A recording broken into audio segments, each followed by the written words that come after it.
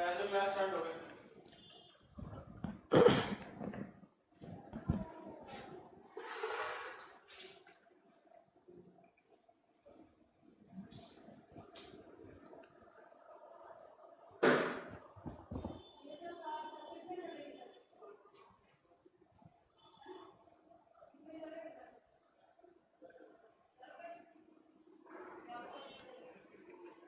Everyone, कैसे हैं आप लोग? ठीक ठाक सभी लोग?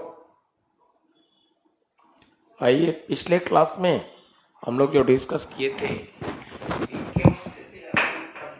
साइड कमेंट देखिए, एक साइड में जो एक दो आदमी का है, एक साइड में इधर जो आता नहीं, इसी साइड में तो इतना बड़ा बड़ा क्यों आ रहा है? एक तो ही आएगा पढ़ने का, तब तक निकल जाएगा। चलो, तो पिछले क्लास में हम लोग डिस्कस किए थे ऑर्डिनरी बिल, साधारण विधेयक। पार्लियामेंट टॉपिक आप सभी को याद होगा। पार्लियामेंट टॉपिक हम लोग क्लास चल रहा था और पार्लियामेंट टॉपिक में हम लोग डिस्कस कर रहे थे 4 टाइप के बिल बातें किए थे। Point first ordinary bill under article 107 and second money bill under article 110 and third मैंने बताया था फाइनेंस बिल विद विधेयक अंडर आर्टिकल 170 अनुच्छेद 117 और नेक्स्ट मैंने बताया था अमेंडमेंट बिल संशोधन विधेयक अंडर आर्टिकल 368। तो 4 टाइप के बिल हम लोग डिस्कस करने के लिए विचार किए।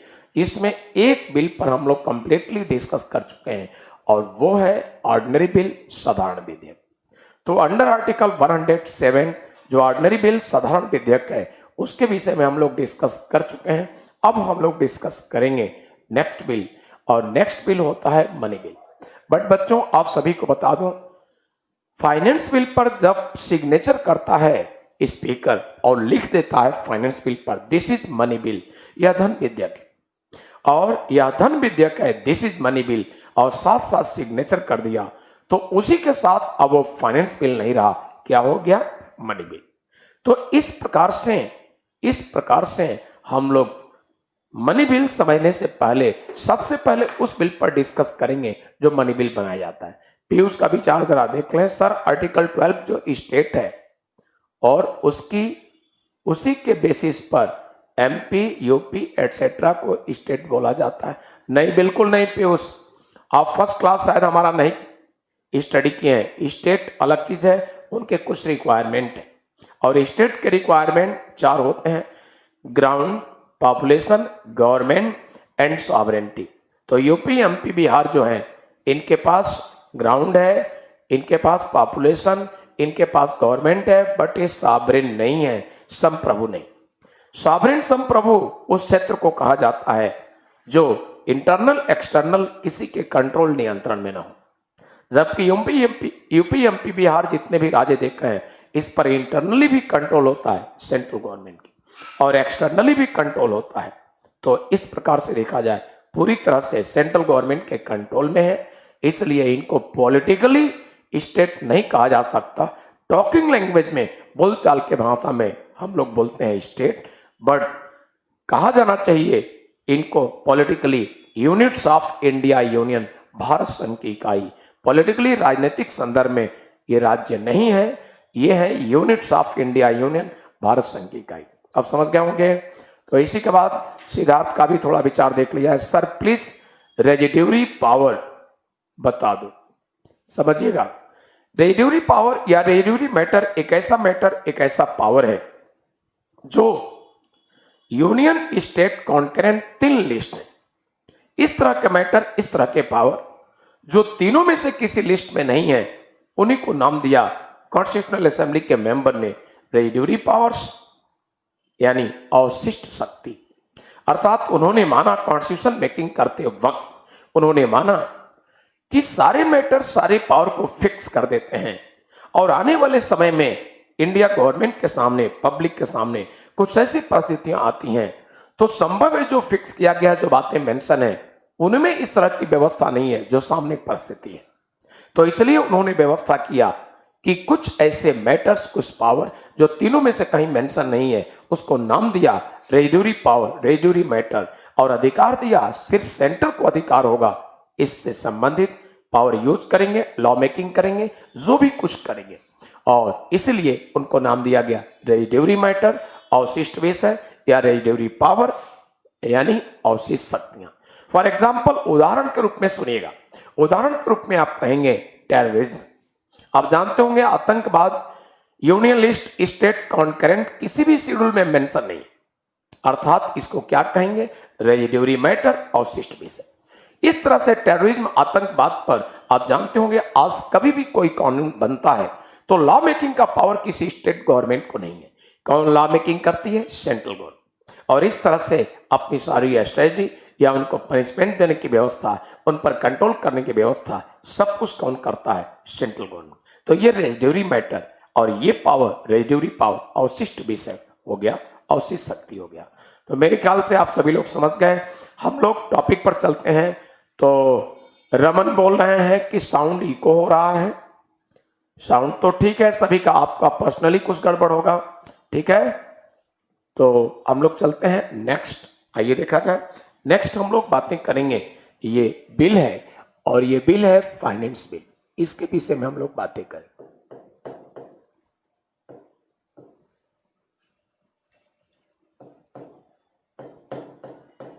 फाइनेंस बिल, वित्त विधेयक।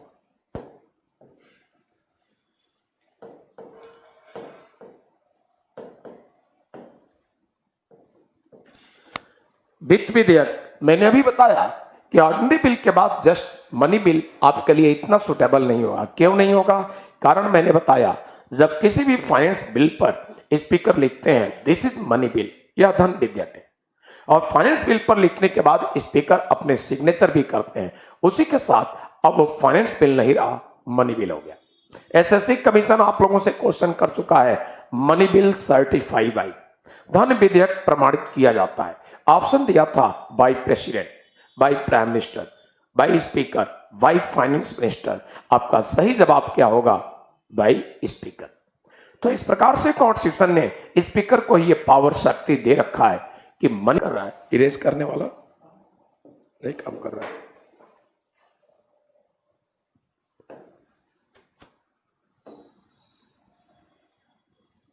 थोड़ा देखिए, इरेजर काम नहीं कर रहा।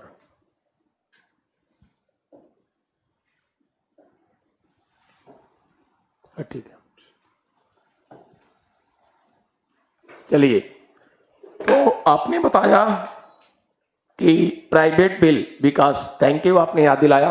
काफी दिन के बाद क्लास था इसलिए मुझे ध्यान में नहीं था। आइए हम लोग बातें करेंगे प्राइवेट बिल।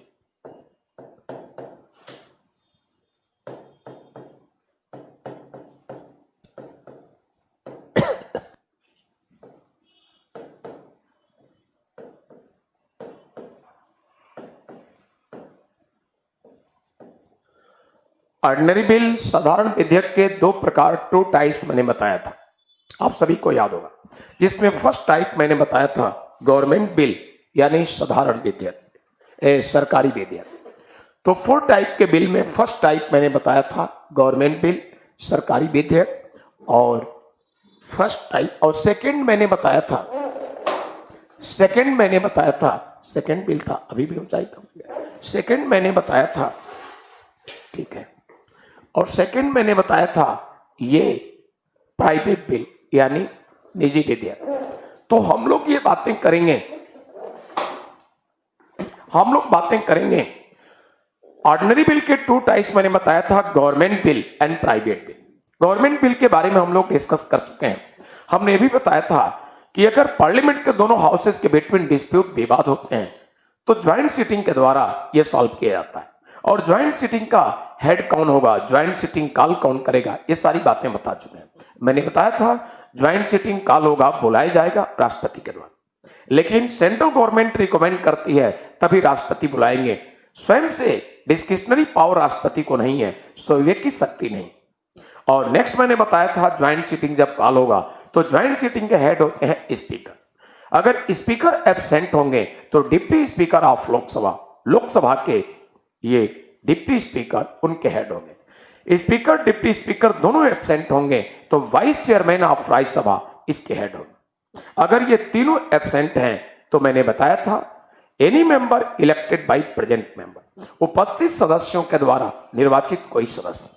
और ज्वाइंट सीटिंग इस प्रकार से होते हैं, और इस प्रकार से आज तक कितने ज्वाइंट सीटिंग हुए हैं ये भी मैं आपको बता चुका हूं। फर्स्ट ज्वाइंट सीटिंग हुआ था 6 मई इन 1961 और ये हुआ था डॉरी प्रोहिबिशन बिल, दहेज प्रतिषेध विधेयक। सेकेंड हुआ था बैंकिंग सर्विस कमीशन बिल और ये हुआ था 16 मई 1978। थर्ड ज्वाइंट सीटिंग हुआ था और थर्ड ज्वाइंट सीटिंग हुआ था 26 मार्च 2002 और ये ज्वाइंट सीटिंग हुआ था प्रिवेंटिव डिटेंशन बिल, निवारक निरोध विधेयक। तो इस तरह से संयुक्त बैठक अभी तक हमारे पार्लियामेंट्री हिस्ट्री में हो चुके हैं। तो मैंने डिस्कस किया ऑर्डिनरी बिल का फर्स्ट टाइप, पहला प्रकार, और पहला प्रकार मैंने बताया था सरकारी विधेयक, गवर्नमेंट बिल। डिस्कस कंप्लीट हो चुका है। आज हम लोग डिस्कस करेंगे ऑर्डिनरी बिल, साधारण विधेयक का सेकेंड टाइप, दूसरा प्रकार है, और ये है प्राइवेट बिल यानी निजी विधेयक। तो आइए देखा जाए प्राइवेट बिल, निजी विधेयक किसे कहते हैं। देखिए सबसे पहले गवर्नमेंट बिल बताने से पहले मैंने डिफाइन किया था किसे गवर्नमेंट बिल कहेंगे। तो मैंने बताया था कि गवर्नमेंट बिल उसका नेम इसलिए है क्योंकि कोई न कोई मिनिस्टर के द्वारा ही वो बिल इंट्रोड्यूस होते हैं। कोई सिर्फ लोकसभा का मेंबर है, सिर्फ राज्यसभा का मेंबर है, बिल को इंट्रोड्यूस नहीं कर सकता। गवर्नमेंट का मतलब होता है कंप्लीटली काउंसिल ऑफ मिनिस्ट्री और उसके हेड प्राइम मिनिस्टर, इसी से लेकर गवर्नमेंट बनता है। तो ये है सरकार, राज्यों में कंप्लीटली काउंसिल ऑफ मिनिस्ट्री और उसके हेड चीफ मिनिस्टर, ये है सरकार। तो इस प्रकार से कोई भी मिनिस्टर है, इसका मीनिंग हो गया कि वो पार्ट ऑफ गवर्नमेंट है, काउंसिल ऑफ मिनिस्ट्री का मेंबर है, वो पार्ट ऑफ गवर्नमेंट, सरकार का हिस्सा है। और कोई ना कोई मंत्री लाता है यानी पार्ट ऑफ गवर्नमेंट लाता है, इसलिए उसको कहा गया है गवर्नमेंट बिल, सरकारी विधेयक। और इनका नेम प्राइवेट बिल इसलिए है क्योंकि इस बिल को, इस विधेयक को कोई मिनिस्टर हाउस में इंट्रोड्यूस नहीं करता। इस बिल को इंट्रोड्यूस कौन करता है?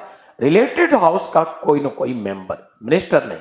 रिलेटेड हाउस से मीनिंग है अगर बिल राज्यसभा में लाया जा रहा है तो कौन लाएगा? Members of Rajya Sabha.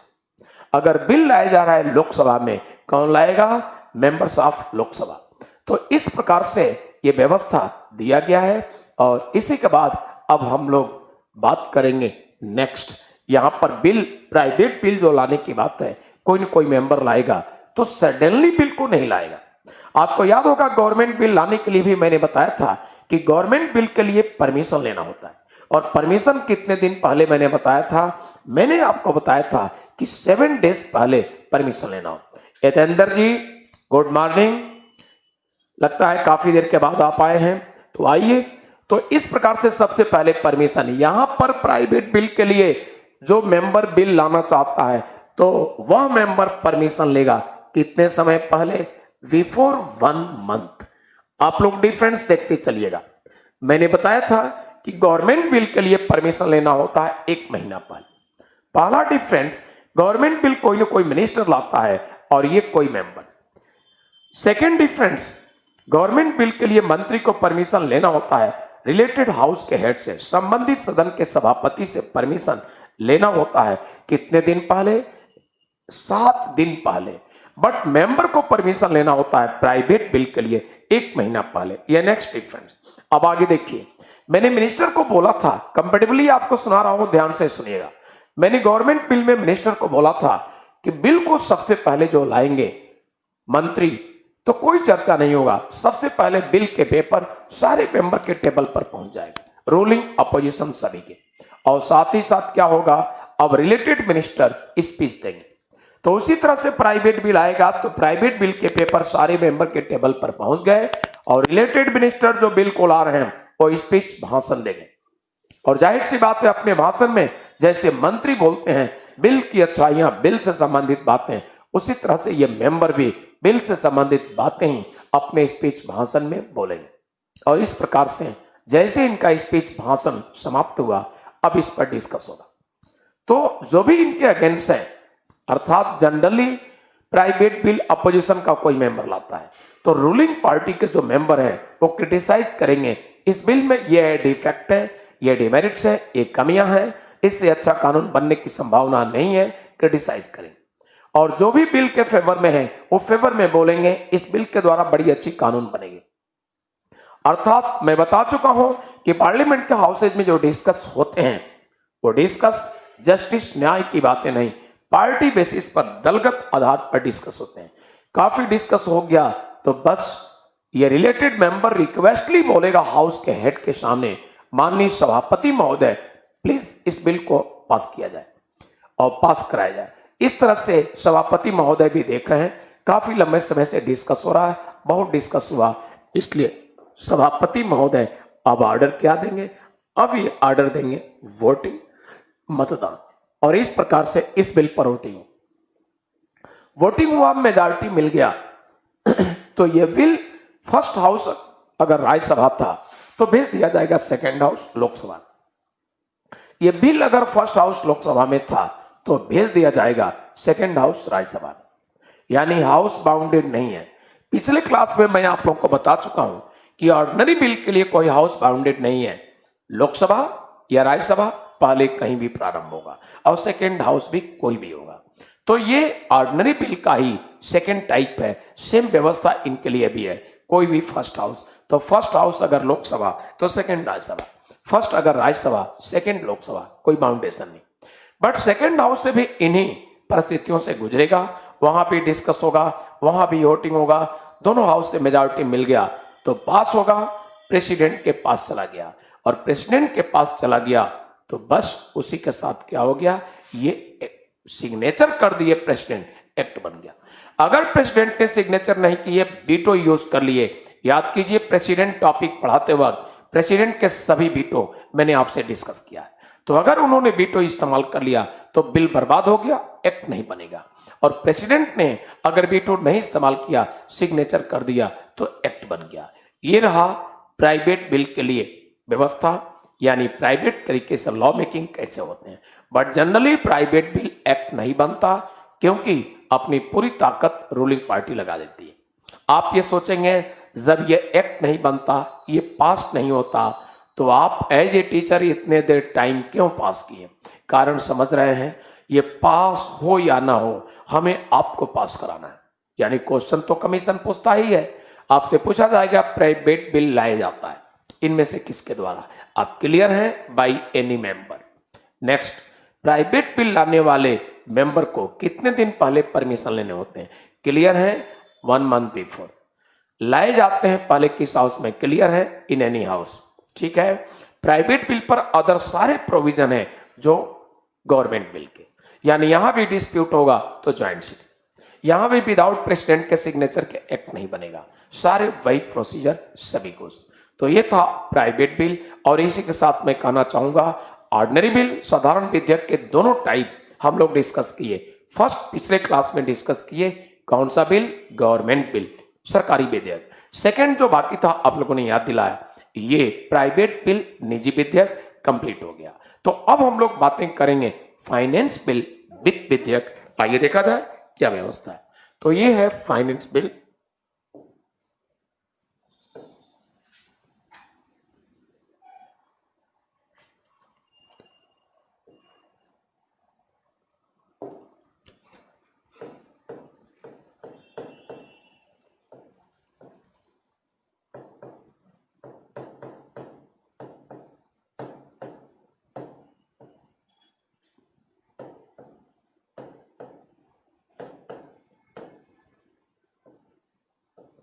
वित्त विधेयक आर्टिकल में बता चुका हूं, आर्टिकल 170। तो वित्त विधेयक, फाइनेंस बिल कैसा बिल होता है समझिए। सबसे पहले तो हम लोग ये देखें कि फाइनेंस बिल होता क्या चीज, इनका एक पहचान हम लोग ले लें, उसके बाद इनके प्रोसीजर पर डिस्कस करें। देखिए आपके कॉन्स्टिट्यूशन में व्यवस्था है, फाइनेंस बिल उसी बिल को कहा जाता है, उसी विधेयक को वित्त विधेयक कहा जाता है जिसमें फाइनेंस से रिलेटेड मैटर, उन्हीं को फाइनेंस बिल कहते हैं। और फाइनेंस से रिलेटेड मैटर से मीनिंग है कंसोलिडेटेड फंड में धन रखा जाना। नंबर नेक्स्ट, कंसोलिडेटेड फंड, संचित निधि से धन निकाला जाना। अगर बिल में व्यवस्था है इस तरह का तो finance bill. Next, government bill में व्यवस्था क्या रखी है? टैक्स घटा देने की। कोई भी टैक्स हम लोगों से गवर्नमेंट कलेक्ट करती रही है। अब गवर्नमेंट ने महसूस किया ये टैक्स इतना नहीं, इतना करना चाहिए, घटा देना उचित समझ रही। नंबर नेक्स्ट, गवर्नमेंट ने बिल लाई, उसमें टैक्स बढ़ाने की बात की है। कोई टैक्स बढ़ाना चाहती है, बिल में व्यवस्था है, तो उस बिल को कहेंगे फाइनेंस बिल। नेक्स्ट, न टैक्स घटाने की बात गवर्नमेंट की है, न टैक्स बढ़ाने की बात की है। कोई भी टैक्स अब तक हम लोगों से कलेक्ट करती रही है, उस टैक्स को समाप्त करने की बात बिल में की है। यह भी फाइनेंशियल मैटर है। गवर्नमेंट इनमें से कोई बात नहीं की है। कोई ऐसा बिल लाई है जो सोची है गवर्नमेंट न्यू टैक्सेशन करना, तो नए कर आरोपण करना, नए कर लगाने के लिए कोई विधेयक लाई है, तो इस बिल को भी क्या बोला जाएगा? Finance bill. तो इनमें से कोई भी एक मैटर है तो बिल में, तो उस बिल को कहेंगे फाइनेंस बिल। बच्चों अब आइए, मैं फाइनेंस बिल को क्लासिफाई करना भी चाहूंगा ताकि आसानी से आपको मैं समझा सकूं। तो फाइनेंस बिल आप सभी समझ गए होंगे। एक बार और बता रहा हूं, किसी भी बिल में अगर एक भी फाइनेंशियल मैटर हो, एक भी वित्त से संबंधित विषय है, तो उस बिल को कहेंगे फाइनेंस बिल वित्त विधेयक। फाइनेंशियल मैटर, वित्तीय विषय से मतलब क्या है? मैंने अभी बताया, संचित निधि में धन रखा जाना, कंसोलिडेटेड फंड में धन रखा जाना। नेक्स्ट, उसमें से धन निकालना। नेक्स्ट, कोई टैक्स है उसको घटा देना, और नेक्स्ट कोई टैक्स है उसको बढ़ा देना, और नेक्स्ट है कोई टैक्स है ऑलरेडी उसको समाप्त कर देना। और इस प्रकार से देखा जाए तो नेक्स्ट है न्यू टैक्सेशन करना। ये ध्यान दीजिए, आप लोगों के जो भी क्वेश्चन है, आज से मैं परंपरा स्थापित कर रहा हूं, पीछे भी कहा हूं, जो भी क्वेश्चन है वो लास्ट के 10 मिनट हम लोग डिस्कस करते हैं, क्योंकि क्लास पूरा हो जाता है, मैं देखता हूं 15 मिनट भी पढ़ा नहीं पाए, और आप स्टूडेंट ही बाद में हमारे पास एसएमएस करते हैं कि सर इतने ज्यादा क्वेरीज, इतने क्वेश्चन हुए कि क्लास ही नहीं चला, क्वेश्चन ही चला। तो इस तरह से उसमें कुछ ऐसे क्वेश्चन होते हैं जो महत्वहीन है, बट टाइम तो चला गया, टाइम पास हो गया, बहुत सारे स्टूडेंट का नुकसान होता है। और आप स्टूडेंट बार बार मैसेज करते हैं कि सर आज के क्लास का ये रहा, ऐसा नहीं, क्लास फ्लो में चलने दीजिए, लास्ट में 10 मिनट थोड़े समय उनके क्वेश्चन देख लीजिए। तो मैं आज चाहूंगा इसको आप सभी ध्यान दें, और लास्ट के 10 मिनट जो होंगे आप अपना क्वेश्चन देना शुरू कर दीजिएगा, और आप सभी के लिए ये बेनिफिशियल होगा, लाभकारी होगा। आप पूरे फ्लो में पूरे इंटरेस्ट के साथ क्लास करें, और जितने डाउट जो भी क्वेश्चन होंगे पीछे का, आज का, जो भी 10 मिनट मैं सॉल्व करूंगा, तो आप सभी क्लास से फायदा उठाएंगे। ठीक है, उसमें घालमेल हो जाता है, हम पढ़ा रहे हैं रुक रुक के क्वेश्चन, हर 10 मिनट, हर 5 मिनट पर, तो बाकी सारे स्टूडेंट को बहुत नुकसान, और जो क्वेश्चन आज कर रहे हैं उनका तो नुकसान है, वो भी कुछ लाभ नहीं उठाए क्लास से। ठीक है, तो विकास जी, सोनू कुमार, आप सभी टेंशन न लें, बस लास्ट के 10 मिनट क्वेश्चन होगा। ठीक है, तो इसमें आपने सोनू जी क्या लिखे हैं, बाद में स्लो कर नोट करें भाई, सर स्लो नहीं चलेगा। क्या बता रहे हैं सर? मैं नोट बना रहा हूं, प्लीज स्लो। हाँ बिल्कुल, मैं स्लो चल रहा हूं भाई, काहे टेंशन ले रहे हैं? तो विकास आप चिंता न करें, बहुत स्लोली मैं चल रहा हूं। आइए, मैंने बोला कि फाइनेंस बिल को क्लासिफाई कर दिया जाए। आइए विकास, तो फाइनेंस बिल को मैं क्लासिफाई कर रहा हूं ताकि आप अच्छे से समझ सकें। फाइनेंस बिल का फर्स्ट कैटेगरी है ये, पहला फाइनेंस बिल, इसको आप कहेंगे first category finance bill. First category FB का मतलब समझ गए, फाइनेंस बिल। हिंदी में आप कहेंगे प्रथम श्रेणी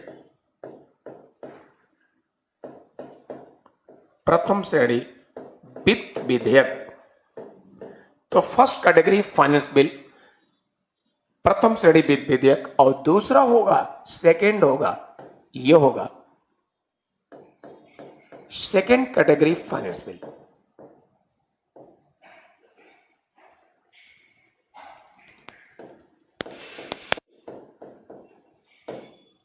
द्वितीय श्रेणी वित्त विधेयक।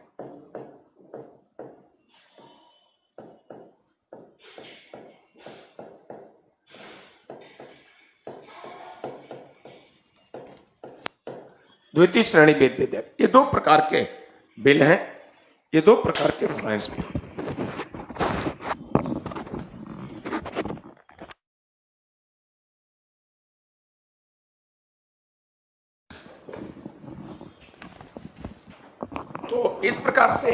आपने देखा ये 2 टाइप्स के फाइनेंस बिल है, first category and second category, और दोनों पर हम लोग डिस्कस करेंगे।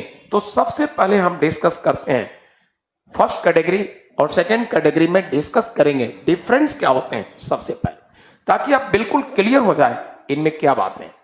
तो दोनों में डिफरेंस इस प्रकार से समझिएगा, इन दोनों में डिफरेंस इस प्रकार से होगा, फर्स्ट में और सेकंड में।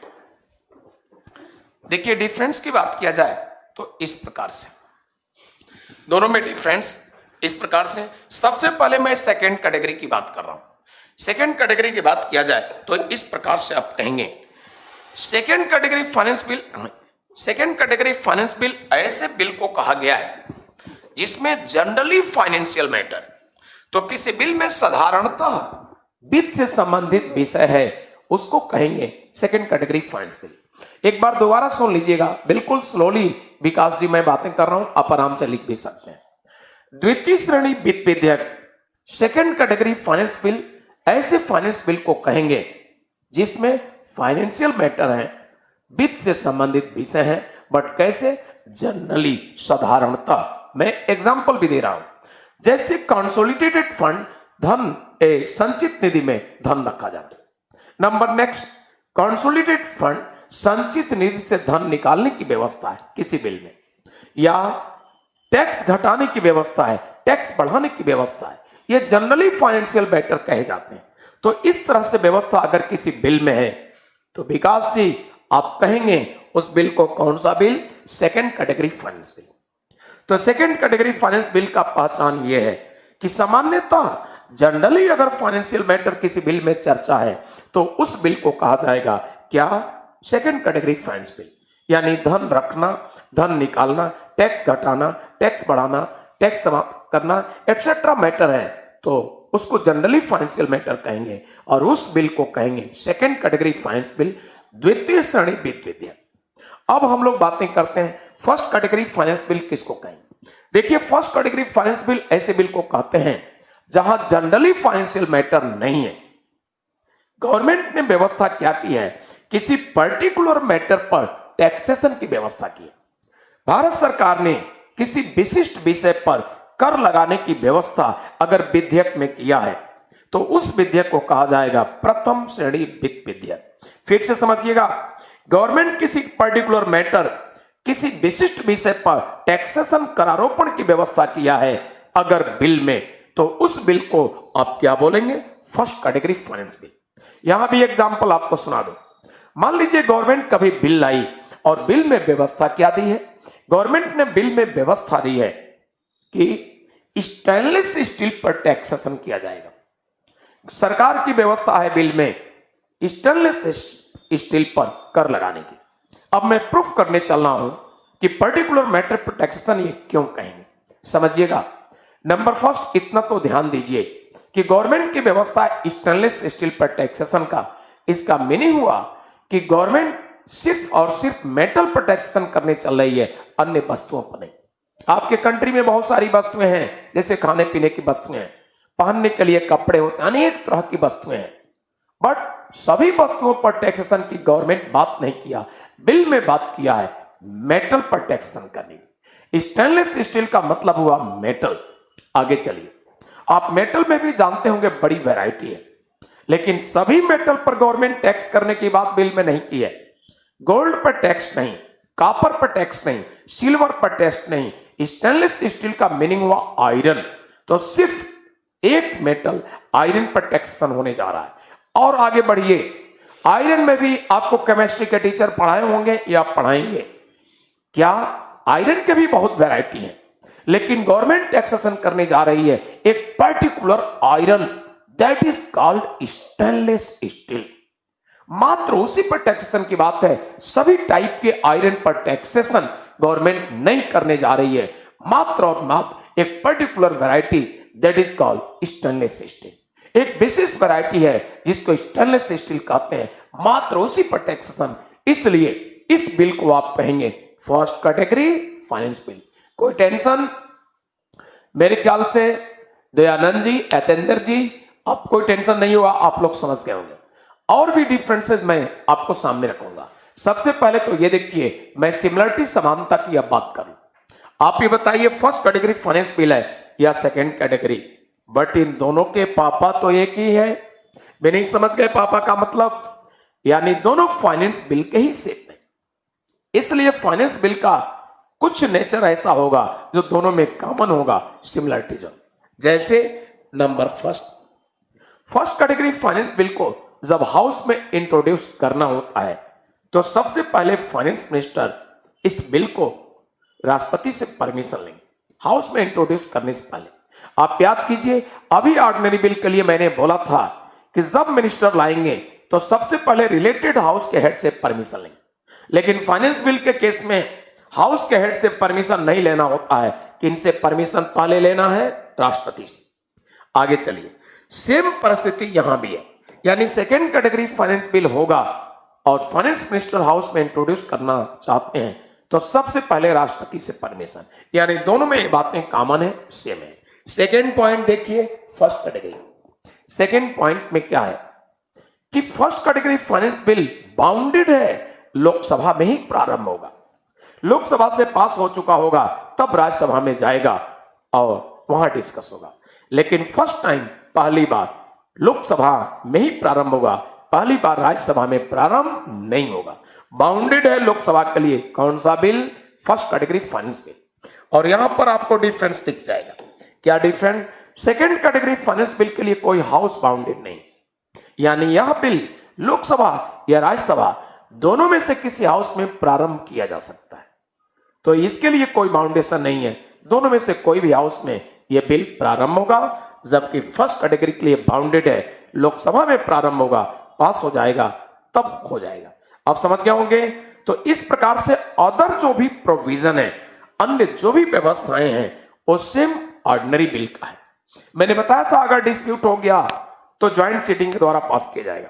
फाइनेंस बिल के लिए भी यही है, अगर डिस्प्यूट हो गया फाइनेंस बिल को लेकर, लोकसभा राज्यसभा दोनों में विवाद हो गया, तो ऐसे परिस्थिति में ज्वाइंट सिटिंग के द्वारा यह डिस्प्यूट सॉल्व किया जाएगा। तो ज्वाइंट सिटिंग ऑर्डिनरी बिल साधारण विधेयक में भी होता है और ज्वाइंट सिटिंग यहां भी होता है। तो इस प्रकार से सेम व्यवस्था। आगे देखा जाए, ऑर्डिनरी बिल में भी मैंने बताया था कि प्रेसिडेंट के पास जाएगा, प्रेसिडेंट वीटो कर सकते हैं। यहां भी प्रेसिडेंट को पावर है फाइनेंस बिल में कि प्रेसिडेंट वीटो कर सकते हैं। तो अन्य सारे व्यवस्थाएं देखा जाए वही। मैंने ऑर्डिनरी बिल में बताया था कि दो कमेटी सेटअप की जाती है, क्या? सेलेक्ट कमेटी, प्रवर समिति, और दूसरी ज्वाइंट कमेटी, संयुक्त समिति।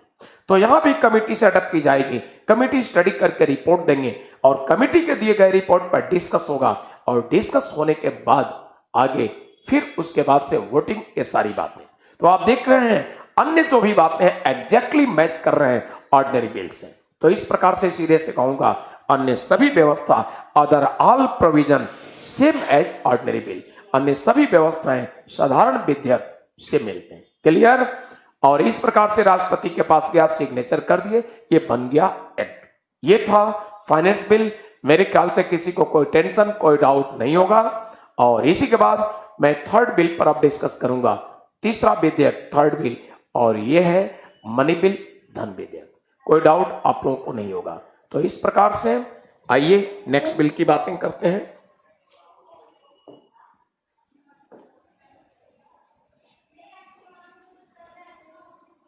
और नेक्स्ट बिल होगा, ये होगा मनी बिल।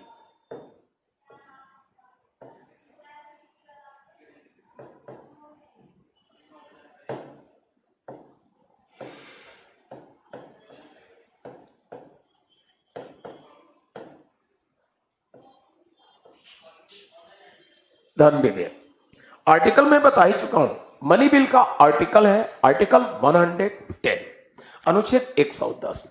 तो अंडर दिस आर्टिकल, यानी अंडर आर्टिकल 110 जो मनी बिल का प्रोविजन है, सबसे पहले हम लोग ये बातें करें मनी बिल होता क्या है।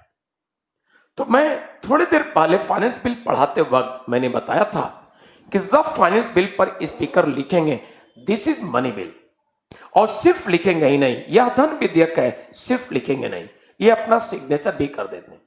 और जैसे सिग्नेचर करते हैं उसी के साथ अब ये कहा जाने लगता है कौन सा बिल? Money bill. तो जब कभी भी फाइनेंस बिल पर स्पीकर लिखेंगे, अगेन सुन लीजिए, जब कभी भी फाइनेंस बिल पर लोकसभा के स्पीकर लिखेंगे दिस इज मनी बिल, यह धन विधेयक है, और ये लिखने के बाद अपना सिग्नेचर सील लग गया उनका, उसी डेट से अब आफ्टर दिस वो फाइनेंस बिल नहीं रहा, वो वित्त विधेयक नहीं रहा, क्या हो गया? Money bill. तो इस प्रकार से ये मनी बिल के विषय में आगे हम लोग बातें करें। मनी बिल के लिए कमीशन आपसे एसएससी कमीशन पूछा है कि मनी बिल सर्टिफाई बाई, धन विधेयक प्रमाणित किया जाता है। आपके पास जवाब है बाई स्पीकर ऑफ लोकसभा। तो लोकसभा के स्पीकर के द्वारा यह प्रमाणित किया जाता है धन विधेयक। आगे हम लोग देखेंगे इनके लिए धन विधेयक के विषय में। धन विधेयक के विषय में जो व्यवस्था दिया गया है इस प्रकार से, सबसे पहले तो देखिए ये बिल लाएंगे कौन? Finance minister. तो वित्त मंत्री इस बिल को लाते हैं, ठीक है, और वित्त मंत्री इस बिल को लाएंगे तो बाउंडेड है, प्रारंभ कहां करेंगे? लोकसभा में। सबसे पहले इसको बिल को प्रारंभ करने से पहले फाइनेंस मिनिस्टर, चूंकि मनी बिल है तो सबसे पहले फाइनेंस मिनिस्टर परमिशन लेंगे राष्ट्रपति का। यूनियन एग्जीक्यूटिव हेड, संघ के कार्यपालिका के हेड राष्ट्रपति हैं, तो सबसे पहले फाइनेंस मिनिस्टर इस बिल को हाउस में इंट्रोड्यूस करने से पहले राष्ट्रपति का परमिशन लेंगे। और नेक्स्ट मैंने बताया अब परमिशन के बाद यह बिल बाउंडेड है, प्रारंभ कहां होगा? लोकसभा। तो यह बिल प्रारंभ होगा इन लोकसभा, ये लोकसभा में यह प्रारंभ होगा। तो यह बिल प्रारंभ होगा कहां पर? लोकसभा।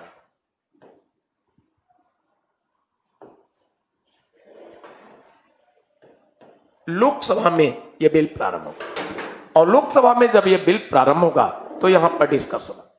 जो भी फेवर में है, फेवर में बातें करेंगे, जो अगेंस्ट है इनके विरोध में ये कमियां एटसेट्रा। आफ्टर दिस इसके लिए क्या व्यवस्था है? काफी डिस्कस हो गया, वोटिंग होगा और लोकसभा से पास हो गया, कहां भेजा जाएगा? राज्यसभा। ध्यान दीजिएगा, मनी बिल में राज्यसभा के पावर बहुत ही कम है, यानी जब राज्यसभा में जाएगा तो राज्यसभा में मनी बिल के केस में सिर्फ इस बिल को रोकने का पावर, डिले करने का पावर कितना है? 14 डेज, 14 दिन मात्र, सिर्फ 14 दिन ही रोक सकते हैं, इससे ज्यादा नहीं। तो इस प्रकार से, और क्या दिक्कत आ रहा है क्या साउंड में है? ठीक है, तो कैसे लिख रहे हैं सुधीर इस सब साउंड में प्रॉब्लम? अच्छा ठीक है। तो इस प्रकार से 14 दिन राज्यसभा में रोका जा सकता है, इससे ज्यादा नहीं। अगर 14 दिन से ज्यादा राज्यसभा में रोका गया, कमीशन आपसे पूछता है इंटरव्यू में कि मान लीजिए राज्यसभा 14 दिन से ज्यादा रोका, तो आप बताइए कि मैक्सिमम रोकने का पावर राज्यसभा को मनी बिल के केस में 14 दिन है। 14 दिन के बाद अगर उन्होंने रोका तो कोई टेंशन नहीं, 14वें दिन राज्यसभा से पास माना गया है, यानी राज्यसभा को इससे ज्यादा रोकने का पावर नहीं। आगे समझिए, मनी बिल के केस में राज्यसभा को, मनी बिल के केस में राज्यसभा को अमेंडमेंट करने का भी पावर नहीं, यानी राज्यसभा इसमें संशोधन नहीं कर सकता। एक तो आपने देखा रोकने का भी पावर 14 दिन से ज्यादा नहीं, जबकि ऑर्डिनरी बिल में आराम से 6 महीना रोकेंगे, लेकिन इसमें मात्र 14 डेज। और दूसरी चीज, इसमें आपने देखा कि रोकने का पावर 14 दिन से ज्यादा नहीं। नेक्स्ट ये है कि इसमें अमेंडमेंट भी नहीं कर सकता राज्यसभा, कोई संशोधन का पावर नहीं। और नेक्स्ट देखा जाए तो राज्यसभा क्या करेंगे? ये सिर्फ रिकमेंड करेगा राज्यसभा, लेकिन राज्यसभा जो भी रिकमेंडेशन किया सुधार के लिए, ये लोकसभा की मर्जी, चाहे तो माने या बिल्कुल नहीं माने। तो ये रिकमेंडेशन भी इनका महत्वहीन दिखता है। अब एक बार फिर से मैं बता दूं, ये लोकसभा में प्रारंभ होगा, पास होकर जाएगा राज्यसभा। राज्यसभा को मैक्सिमम डिले करने का पावर कितना है? आप समझ गए होंगे, कितना है? 14 दिन, इससे ज्यादा नहीं रोक सकते। नेक्स्ट आपने देखा अमेंडमेंट करने का भी पावर नहीं, ठीक है। रिकमेंड करने का पावर है, तो इनके रिकमेंडेशन को लोकसभा एक्सेप्ट करता है या नहीं, उसकी मर्जी। इस तरह से व्यवस्था है, और इस प्रकार से हम लोग नेक्स्ट देखते हैं। नेक्स्ट हम लोग देखेंगे वो इस प्रकार से बातें। नेक्स्ट देखा जाए तो इन सभी बातों से प्रूफ होता है कि राज्यसभा इसमें पावरलेस है और लोकसभा पावरफुल हाउस है, ये प्रूफ हो जाता है। और ये बात कैसे प्रूफ होता है? आपने देखा, जो चाहेगा लोकसभा वही होगा, लोकसभा की मर्जी चलेगी, 14 दिन से ज्यादा रोकने का भी शक्ति नहीं है। और नेक्स्ट आपने देखा अमेंडमेंट करने का भी पावर नहीं है। नेक्स्ट डिस्प्यूट के भी चांसेस नहीं है। ज्वाइंट सिटिंग की रिक्वायरमेंट नहीं। क्यों नहीं है? क्योंकि इन सभी बातों से प्रूफ होता है कि लोकसभा पावरलेस है, सॉरी राज्यसभा पावरलेस है।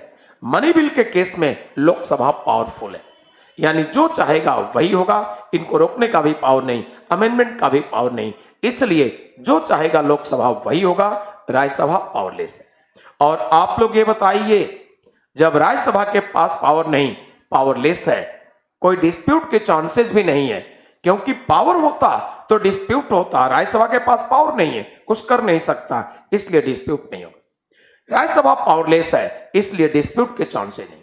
और जब डिस्प्यूट के चांसेस नहीं है तो क्या ज्वाइंट सिटिंग की जरूरत होगी? आपका जवाब होना चाहिए बिल्कुल नहीं। ठीक है, तो इस तरह से ज्वाइंट सिटिंग की रिक्वायरमेंट भी यहां नहीं है, जबकि फाइनेंस बिल में ज्वाइंट सिटिंग की रिक्वायरमेंट है, क्योंकि फाइनेंस बिल में राज्यसभा को पावर है अमेंडमेंट करने का, तो अपना पावर दिखाएगा। डिस्प्यूट होगा, उस डिस्प्यूट को सॉल्व करने के लिए फाइनेंस बिल के केस में व्यवस्था है क्या? Joint sitting. But money bill के केस में ज्वाइंट सिटिंग की व्यवस्था नहीं है, इसलिए डिस्प्यूट होगा ही नहीं, तो ज्वाइंट सिटिंग की जरूरत नहीं। क्लियर? अच्छा, आप लोग अभी अच्छे से नहीं समझोगे, एक एग्जाम्पल दे दूं, इससे आप समझ लीजिए क्यों डिस्प्यूट नहीं होगा, ज्वाइंट सिटिंग की जरूरत नहीं। जरा समझिएगा। मान लीजिए ऑफलाइन हमारे यहां क्लास ले रहे हैं। सपोज कर लीजिए क्लास में 100 स्टूडेंट है। आपके क्लास में एक ऐसा स्टूडेंट है जो बहुत बड़ा बॉक्सर है, और किसी स्टूडेंट से उसकी कंप्लेंट आपत्ति है। वह स्टूडेंट खड़ा हुआ, आप सभी क्लासमेट के समक्ष खड़ा हुआ, और खड़ा होकर किसी स्टूडेंट को धमकाया, यह बहुत मार मारेंगे, तोड़ डालेंगे। बट जिस किसी स्टूडेंट को धमकाया, स्टूडेंट समझ गया कि हमको धमका रहा। स्टूडेंट तुरंत वहीं बैठे बैठे बोल रहा है, अरे फ्रेंड, हमको क्या मारोगे? हमको तो ईश्वर ने ही मार डाला है, हमारी हालात देख रहे हो, अपाहिज है। हम तो आप ही लोगों के सहयोग से लेक्चर हॉल में आ जाते हैं, व्हील चेयर से आप ही लोग लाते हैं, आप ही लोग क्लास से उतार कर व्हील चेयर पर बैठाते हैं। मैं तो आपका एहसानमंद हूं।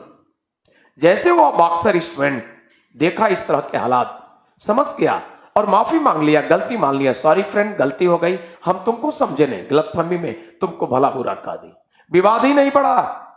ये फर्स्ट एग्जाम्पल। अब सेकंड एग्जाम्पल सुनिए, क्लियर हो जाएगी। सेकंड एग्जाम्पल क्या है? वह बॉक्सर किसी ऐसे स्टूडेंट को धमकाया कि बहुत मार मारेंगे, तोड़ डालेंगे। ऐसे स्टूडेंट को धमकाया जो स्टूडेंट सेम उसी बॉक्सर के जैसे वो भी बॉक्सर है। अब वो जवाब क्या देगा?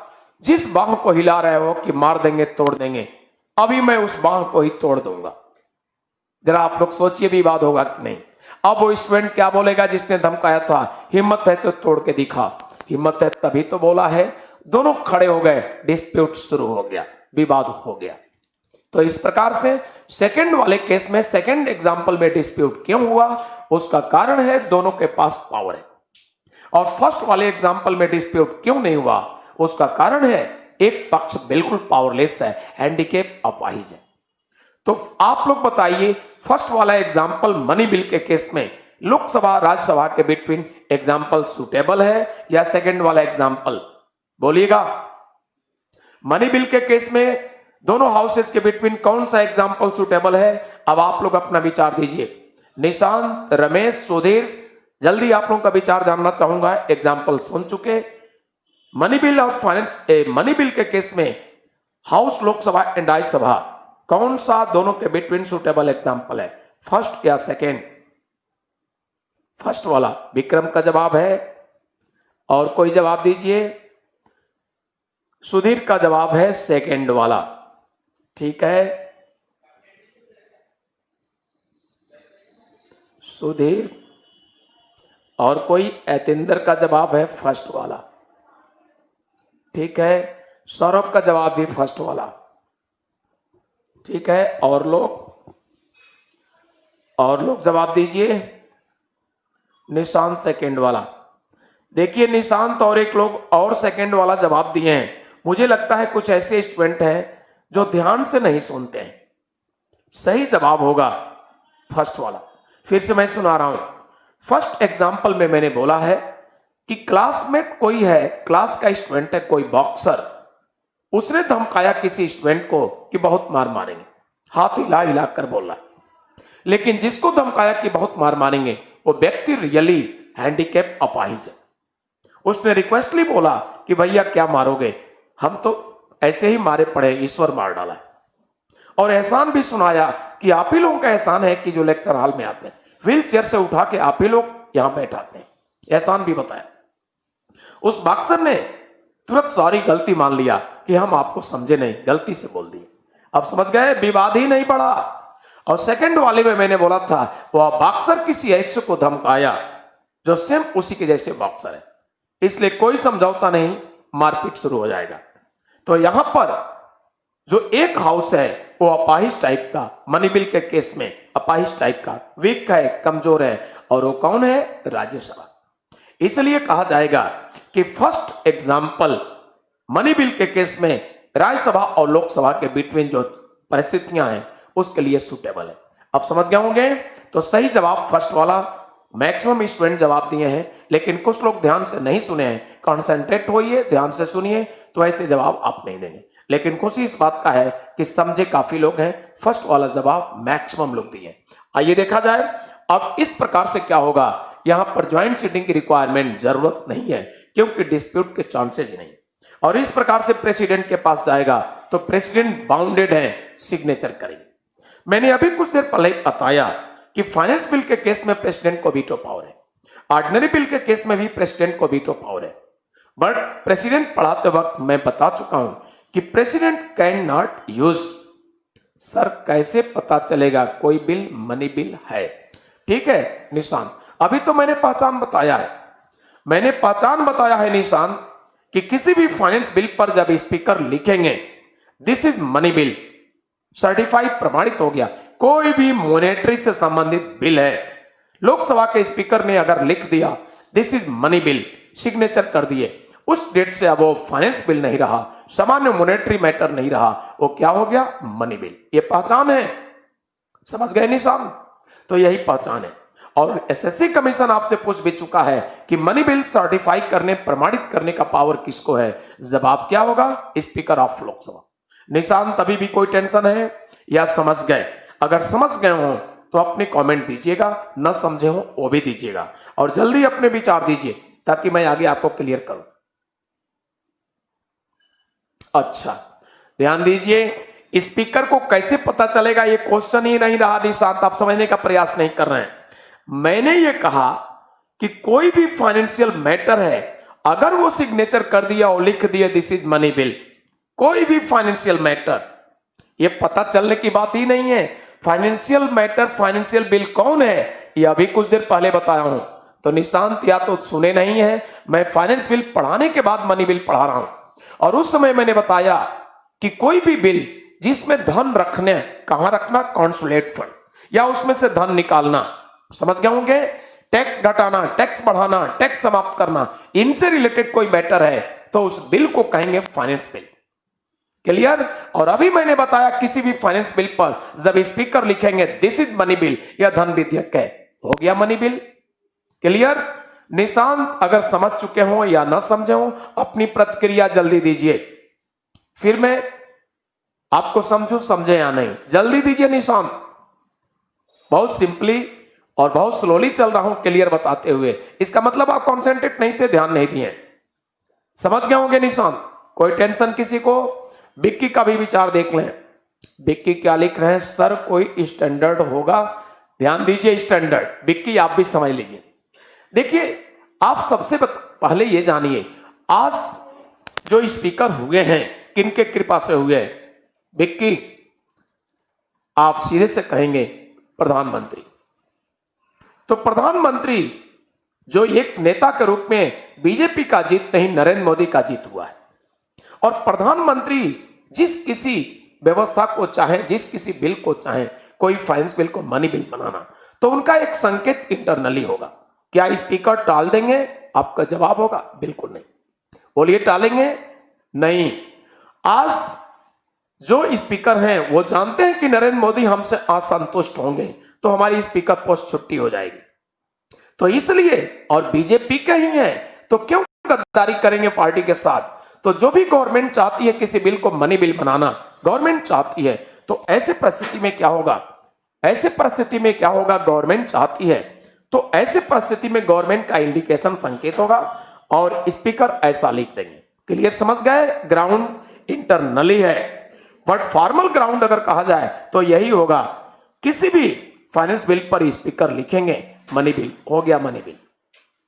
अब समझ गए? कोई टेंशन किसी को?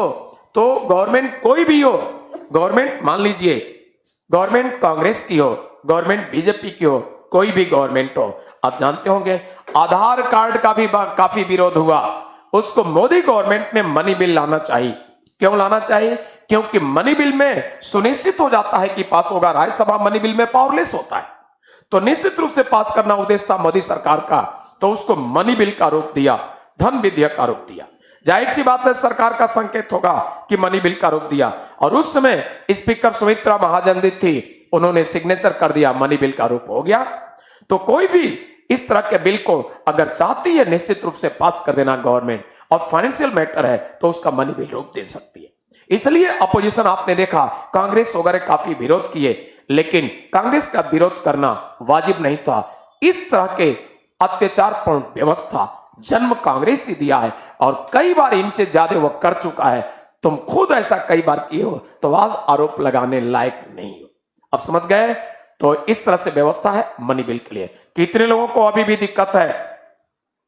अच्छा, विक्रम का कुछ कहना है, सर तो जो मंदिर का मुद्दा है वो कोई सा बिल से पास होगा अगर सरकार चाहे। अरे विक्रम यार, ग्रेजुएट हो कि नहीं यार, ये तो डाउट हो रहा है तुम पे। मैं बेटा ये कह रहा हूं कि फाइनेंस बिल पर ही लिखेंगे, मंदिर वाला बिल फाइनेंस बिल नहीं है, वो ऑर्डिनरी बिल है। अब समझ गए? तो ऑर्डिनरी बिल पर साधारण विधेयक पर स्पीकर नहीं लिख सकते। इंडियन कॉन्स्टिट्यूशन में व्यवस्था है, किस पर लिखेंगे? इन एनी फाइनेंस बिल, कोई वित्त विधेयक में लिखेंगे। और मंदिर का मुद्दा ऑर्डिनरी बिल साधारण विधेयक है, और फाइनेंस का मुद्दा नहीं है। अब समझ गए विक्रम? विक्रम क्लियर हुआ कि नहीं? आप समझ गए ना? तो फाइनेंस बिल पर ही स्पीकर को पावर दिया है, ये नहीं कि कोई भी बिल। अब समझ गए ना? अमेंडमेंट बिल पर नहीं लिखेंगे, ऑर्डिनरी बिल पर नहीं लिखेंगे। विक्रम मेरे ख्याल से समझ गए होंगे। ओके, चलिए अच्छी बात है। जो भी डाउट हो आप लोग पूछते चलेंगे, लेकिन प्रयास कीजिए लास्ट में डाउट रखना, जैसा कि मैंने बताया। अब डाउट आ गया तो जवाब तो दूंगा ही। चलिए आगे चलते हैं, और इसी के साथ हम अब बताना चाहेंगे मनी बिल फाइनेंस बिल में डिफरेंस क्या होते हैं, तो और आप क्लियर होंगे। आइए डिफरेंस देखा जाए।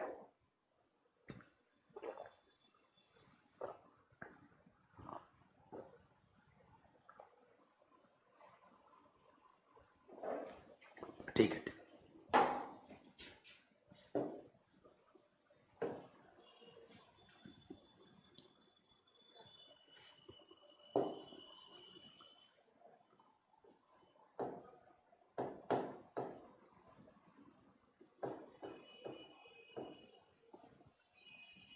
डिफरेंस समझिए। और डिफरेंस इस प्रकार से, ये है मनी बिल, एमबी कहिए, एमबी यानी मनी बिल। और नेक्स्ट है ये फाइनेंस बिल, मैं एफबी लिख दे रहा हूं, आप समझ जाइए। तो डिफरेंस समझिए क्लियर। नंबर फर्स्ट डिफरेंस आप कहेंगे कि मनी बिल इनिशिएट होता है, प्रारंभ होता है ओनली इन लोकसभा। तो धन विधेयक सिर्फ लोकसभा में ही प्रारंभ होगा, राज्यसभा में नहीं। और फाइनेंस बिल में क्या है, फाइनेंस बिल में क्या है, इसमें व्यवस्था इस प्रकार से। फाइनेंस बिल में व्यवस्था है कि फर्स्ट कैटेगरी फाइनेंस बिल प्रारंभ होगा लोकसभा, और second category finance bill in any house. बाउंडेशन नहीं है। आगे समझिए, सेकंड डिफरेंस आपको मिलेगा मनी बिल के लिए, कि मनी बिल को राज्यसभा सिर्फ 14 दिन ही रोक सकता है, इससे ज्यादा नहीं। और फाइनेंस बिल के केस में राज्यसभा पावरफुल है, आराम से रोकेगा, ऑर्डिनरी बिल जैसे, उसके लिए पावर है, तो आराम से रोकेगा। नेक्स्ट डिफरेंस देखेंगे। नेक्स्ट डिफरेंस, मनी बिल के केस में राज्यसभा को अमेंडमेंट करने का पावर नहीं, राज्यसभा संशोधन नहीं कर सकता। बट फाइनेंस बिल के केस में राज्यसभा को पावर है, अमेंडमेंट जो भी समझेगा करेगा। आगे डिफरेंस समझिए। अगला डिफरेंस है कि इसमें ये रिकमेंड करेगा, इनके रिकमेंडेशन को इनकी मर्जी माने या ना माने, लेकिन यहां पर रिकमेंडेशन नहीं, पूरी तरह से पावरफुल है, वो जो चाहेगा वो चेंजिंग कर सकता है। इस प्रकार से स्ट्रांग पोजीशन है फाइनेंस बिल के केस में राज्यसभा। अगला देखिए फिफ्थ, चूंकि इनको अमेंडमेंट करने का पावर नहीं है, ज्यादा रोकने का पावर नहीं है, इसलिए मनी बिल के केस में माना जाता है राज्यसभा पावरलेस है। और फाइनेंस बिल में राज्यसभा को पावर है अमेंडमेंट करने का, उसको पावर है लंबा 6 महीना रोकने का, इसलिए इस केस में माना जाता है फाइनेंस बिल में राज्यसभा पावरफुल है। और आपने देखा मनी बिल के केस में पावरलेस है। क्योंकि मनी बिल के केस में राज्यसभा पावरलेस है, इसलिए आप कहेंगे डिस्प्यूट के चांसेस नहीं, तो no chances of dispute between both houses in case of money bill. धन विधेयक के मामले में दोनों सदनों के बीच विवाद के अवसर नहीं है, और यहां पर कहेंगे full chances of dispute between both houses in case of finance bill. तो वित्त विधेयक के मामले में दोनों सदनों के बीच विवाद के फुल चांसेस हैं, पूरे अवसर हैं। मनी बिल के केस में मैंने बताया कि डिस्प्यूट के चांसेस नहीं हैं, इसलिए जब डिस्प्यूट का चांस नहीं है तो ज्वाइंट सीटिंग की जरूरत होगी। अब जवाब देंगे no requirement of joint sitting in case of money bill. धन विधेयक के मामले में संयुक्त बैठक की आवश्यकता नहीं होती।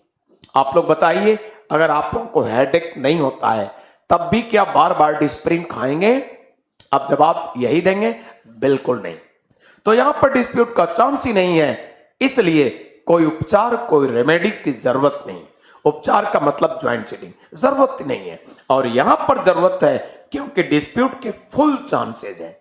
ये डिफरेंस क्लियर है? किसी को कोई डाउट हो तो अपने विचार रख सकते हैं। विकास ने लिखा है सर नहीं लिख पा रहे हैं, प्लीज। क्यों नहीं लिख पा रहे हैं विकास, बोलिए। अच्छा विकास, ये ध्यान दीजिए, नोट्स में आपको मिलेगा, फिर भी मैं बता दे रहा हूं। मैंने बताया कि मनी बिल के केस में व्यवस्था है प्रारंभ किसमें? लोकसभा। तो money bill initiate only in Lok Sabha. धन विधेयक सिर्फ लोकसभा में ही प्रारंभ किया जाता है। हो गया विकास? और यहां पर लिखिए कि प्रथम श्रेणी वित्त विधेयक लोकसभा में और द्वितीय श्रेणी वित्त विधेयक राज्यसभा में। और दूसरी चीज, ये वीडियो तो है, तो घर पर वीडियो सुन सुनकर लिखते रहिए, कोई दिक्कत नहीं है। अब समझ गए? सभी समझ गए होंगे। मैं आगे बढ़ूं अगर इजाजत हो तो? अगर आप चाहते हो तो मैं आगे बढ़ूं, सभी समझ गए हैं ना? अगर चाहते हो कि आगे बढ़ूं तो बोलिएगा यस, और नहीं तो फिर समझा दूंगा। समझ गए सभी को? सभी लोग समझ गए? जल्दी विचार दीजिए, समझ गए हो या ना समझे हो तो भी जल्दी कमेंट कीजिए। यस, यानी समझ गए सभी लोग, थैंक यू, अच्छी बात है। अच्छा, निशांत कुछ लिख रहे हैं, सर एफवी में राज्यसभा बिल को 6 महीने तक रोक दिया तो क्या होगा? कोई बात नहीं। 6 महीना से ज्यादा रुकता है तभी कोई बात नहीं। 6 महीना से ज्यादा रुकता है तो माना जाएगा डिस्प्यूट हो गया। और डिस्प्यूट को सॉल्व करने के लिए निशांत मैंने अभी बताया ज्वाइंट सीटिंग होगा, संयुक्त बैठक, और संयुक्त बैठक से ये डिस्प्यूट सॉल्व कर लिया जाएगा। यस, हो गया। आइए तो आगे हम लोग देखते हैं नेक्स्ट।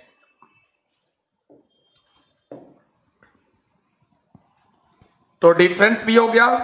इसी के साथ देखिए बिल मैंने 4 बताया था, इसमें 3 बिल हम लोग डिस्कस कर चुके हैं, हम सभी लोग। एक बिल बचता है अमेंडमेंट बिल। जरा आप ध्यान दीजिएगा, हम अमेंडमेंट बिल की जो बात है जब इमरजेंसी पढ़ा लेंगे, आर्टिकल 352, आर्टिकल 356 एंड आर्टिकल 360, तो 360 जैसे पढ़ाएंगे उसके बाद 368 पर डिस्कस करेंगे एक सीक्वेंस में। आपको याद होगा अमेंडमेंट की व्यवस्था अंडर आर्टिकल 368 है, तो एक सीक्वेंस में बातें मैं करूंगा उस बिल पर, और इमरजेंसी के बाद 360 पढ़ाने के बाद 368 के अंडर इंडियन कॉन्स्टिट्यूशन में अमेंडमेंट का प्रोसीजर कैसे है ये डिस्कस करूंगा। ठीक है? तो ये मत छोड़िएगा, ये मत सोचिएगा कि छोड़ छाड़ के मैं चलूंगा, बिल्कुल नहीं। छोड़ने छाड़ने का ये मेरा नेचर ही नहीं है, बस ये समझिए सीक्वेंस में पढ़ाऊंगा। तो इसी के साथ अब हम लोग बातें करेंगे पार्लियामेंट पढ़ते वक्त नो कॉन्फिडेंस मोशन हम लोग डिस्कस कर चुके हैं। कुछ और मोशन है जिस पर मैं डिस्कस करूंगा, और मोशन पर डिस्कस करने के बाद पार्लियामेंट टॉपिक में मैं पार्लियामेंट्री कमिटीज पर डिस्कस करूंगा। तो आइए देखा जाए व्यवस्था किस प्रकार से है। व्यवस्था यहां पर जो है इस प्रकार से। अच्छा,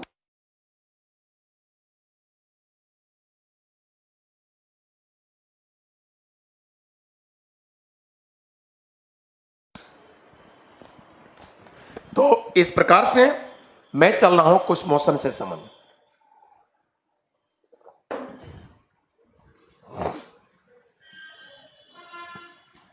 यह है सेंसर मोशन। सेंसर मोशन से पहले मैं डिस्कस कर रहा हूं हाफ एन आवर डिस्कशन।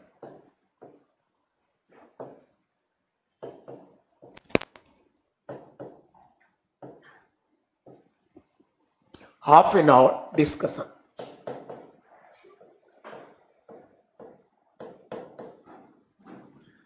तो ये होगा आधे घंटे की चर्चा।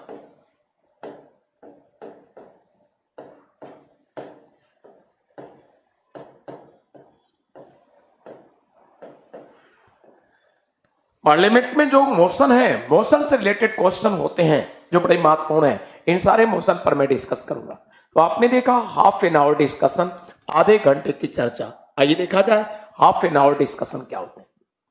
देखिए, हाफ एन आवर डिस्कशन एक ऐसा अवसर है पार्लियामेंट के हाउसेज में जो न्यू क्वेश्चन अपोजिशन के द्वारा नहीं पूछे जाते, नए प्रश्न नहीं पूछे जाते। जब कभी भी लास्ट टाइम विगत समय पिछले कभी भी सेशन में कभी भी मान लीजिए कोई सीटिंग हुआ हो, कोई बैठक हुआ हो, और उसमें अपोजिशन का मेंबर कोई क्वेश्चन पूछा किसी मंत्री से, माना कि मंत्री जी ने क्वेश्चन और में जवाब तो दिए, बट उनके जवाब से वह मेंबर सेटिस्फाई नहीं, तो कोई भी मेंबर है जो मंत्री जी के दिए गए जवाब से संतुष्ट नहीं है, तो ऐसे परिस्थिति में क्या होता है, ऐसे परिस्थिति में जवाब देते हैं हाफ एन आवर डिस्कशन।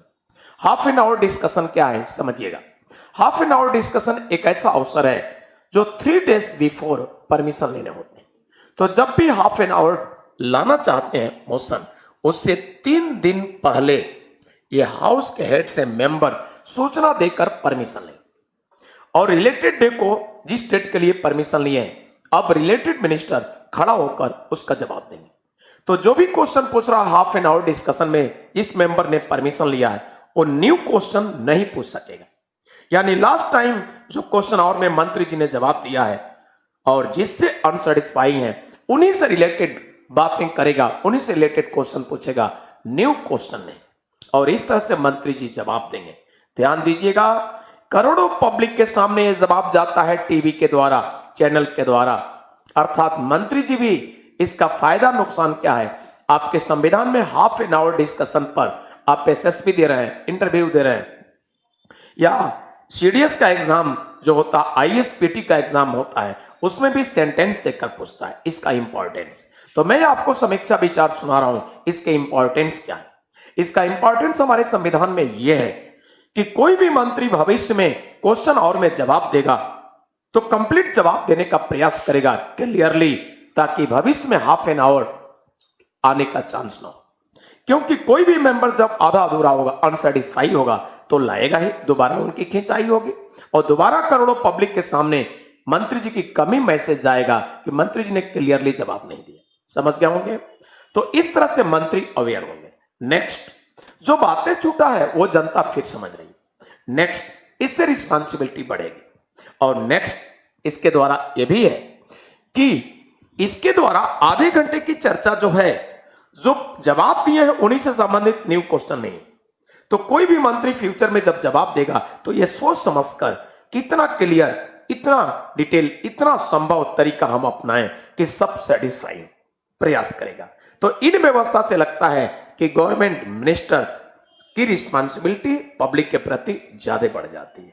ठीक है, डेमोक्रेटिक प्रोविजन व्यवस्था को ज्यादा महत्व इसके द्वारा दिया गया।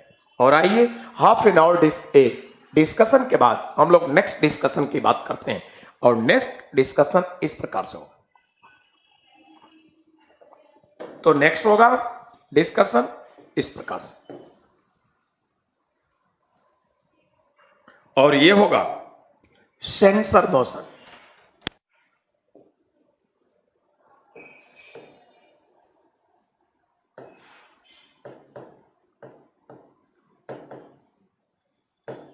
निंदा प्रस्ताव,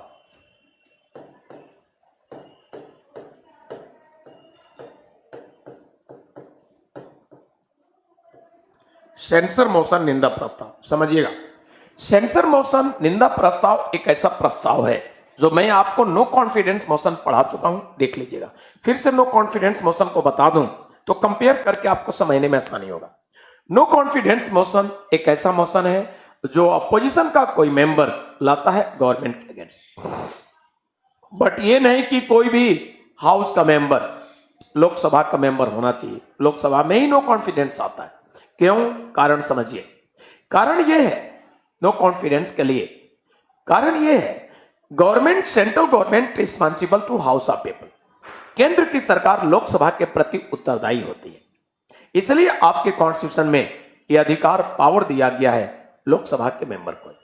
यानी जिधर सरकार उत्तरदायी है, रिस्पॉन्सिबल है, उसी सरकार, उसी के तरफ सरकार को यह पावर दिया गया है, उसी हाउस को, लोकसभा को।